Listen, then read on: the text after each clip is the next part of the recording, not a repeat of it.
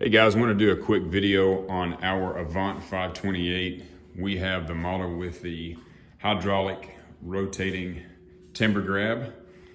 If some of you guys have got this, you know that the selector switch is how you rotate between open and close and rotate left and right. I'll show you that real quick on our machine.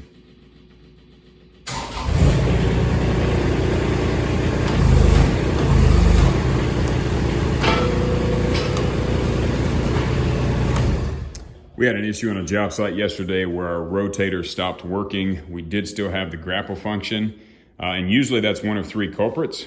A is where this 7-pin connector comes together. I'm going to walk around and show you that.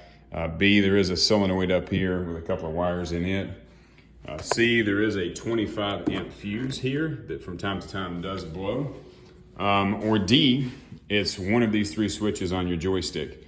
Unfortunately, the design of this is such that these are not a quick connect. They're a solder, and you have to take this entire handle apart to get to these.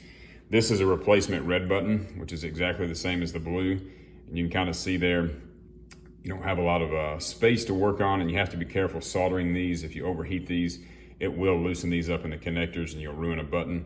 I believe these run about $45 from Avant. That's the current part number on this one. The other one is your selector switch. Same setup there with just the brass tabs off the back. They do come with a cover, and I have found that if this cover wears out, the button tends to short out a little bit quicker. There's the part number for that as well. These things are around $50 a piece, like I said. We keep spares.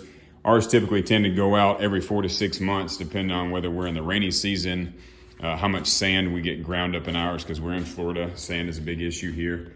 On the 7-pin connector, sometimes my guys snag a branch and loosen this up. This could be designed a little better than it is. We usually put a shim in here, zip tie it to this hose, and that kind of stabilizes it. It's not on there right now because I did a repair this morning, but this is just a plastic nut. So a lot of times guys will snag this. This will kind of bend over a little bit, and it'll pull these pins out.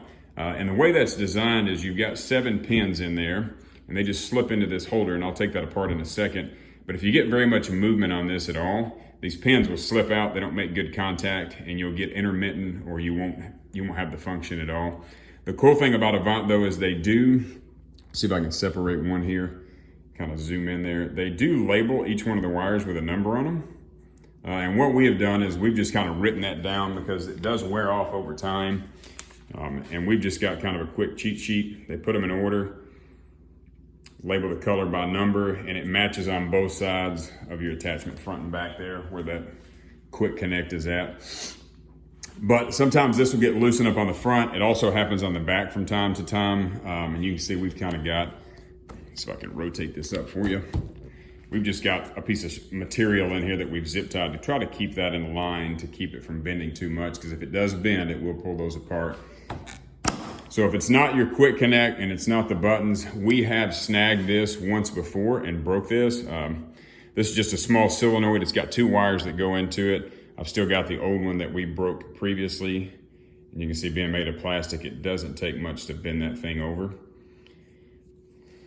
So I hope this helps you guys. Again, you've got the item on the front, you've got the quick connect, you've got a 25 amp fuse in there, and you've got 3 buttons as well. I'll try to do a video on button replacement the next time ours malfunctions so you guys can see how that works.